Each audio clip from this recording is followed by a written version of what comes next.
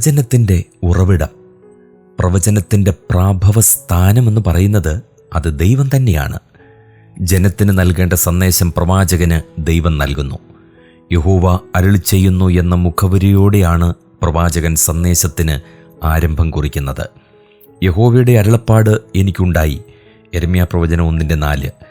അങ്ങനെ പ്രവാചകൻ പറയുമ്പോൾ ആ അരുളപ്പാടിൻ്റെ വ്യക്തിഗതവും പ്രത്യക്ഷവുമായ അവബോധം പ്രവാചകന് ലഭിച്ചു എന്നത് സുവ്യക്തമാണ്.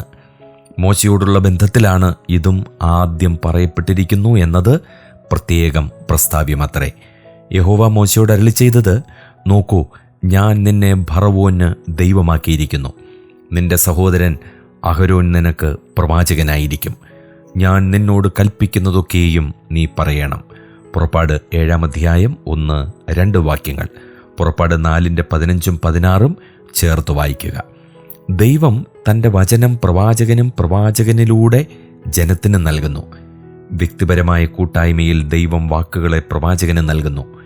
പിന്നെ യഹോവ കൈനീട്ടി എൻ്റെ വായെ തൊട്ടു, ഞാൻ എൻ്റെ വചനങ്ങളെ നിൻ്റെ വായിൽ തന്നിരിക്കുന്നു എന്ന് യെരമ്യാ പ്രവചനം 1:9 നമ്മൾ വായിക്കുന്നു. ദൈവം യെരമ്യാ പ്രവാചകൻ്റെ വായെ സ്പർശിച്ചു. സ്പർശനത്തിലൂടെ വചനങ്ങളെ നൽകിയതായി കാണുന്നു. ഇതേ ആശയം തന്നെയാണ് മറ്റൊരിടത്ത് പ്രവാചകൻ യഹോവയുടെ ആലോചനാ സഭയിൽ നിന്നെങ്കിൽ എന്നതുകൊണ്ടും സൂചിപ്പിക്കുന്നത്. യെരമ്യാ പ്രവചനം 23:22.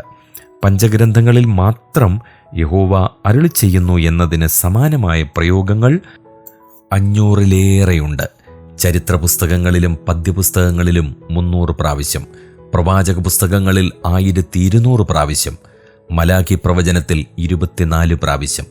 പഴയ നിയമത്തിൻ്റെ ദൈവനിശ്വാസ്യതയ്ക്ക് ഏറ്റവും പ്രകടമായ ആഭ്യന്തര തെളിവാണിത്. ദൈവവചനമാണിത് എന്ന് 2000 പ്രാവശ്യം സ്വയം സാക്ഷ്യം പറയുന്നു. ഒരു പ്രവാചകനും തൻ്റെ വചനമാണിതെന്ന അർത്ഥത്തിൽ യെശയ്യാവ് അരുളിച്ചെയ്യുന്നു, യിരെമ്യാവ് അരുളിച്ചെയ്യുന്നു എന്നിങ്ങനെ പറഞ്ഞിട്ടില്ല. എന്നാൽ പ്രവചനത്തിൻ്റെ കേന്ദ്ര വിഷയവും പ്രവാചകനുമായ കർത്താവായ യേശുക്രിസ്തു പറഞ്ഞത്, ഞാനോ നിങ്ങളോട് അരുളിച്ചെയ്യുന്നത് എന്നിങ്ങനെയൊക്കെയാണ്. എബ്രായ ലേഖനത്തിൻ്റെ മുഖവാക്യം ഈ വാക്യം പ്രസ്പഷ്ടമാക്കുന്നുണ്ട്.